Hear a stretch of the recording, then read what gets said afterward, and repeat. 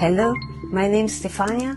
I am from Italy. I suffer from several illnesses affecting my liver, pancreas and endothelial tissue. I found the medical clinic Phoenix in the internet. After the 3 treatments, my overall condition improved. Здравейте! Това е пациент с типичен случай на лонг COVID, най-вероятно поствакцинален и отделно прекарани инфекции. След 3 ваксини Pfizer, непосредствено след ваксините, пациентката получава силен обрив по лицето и рани по главата.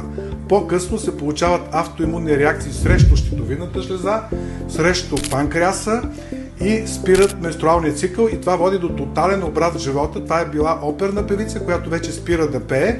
Отделно се уврежда и белия дроб, което води до качване на хемоглобина и още по-голямо запушване на съдовете. Тестовете за пост-ковид излязоха позитивни и при започната правилна терапия с антикоагуланти и с стволови клетки, състоянието на пациента се подобри още в рамките на първите 15 дни.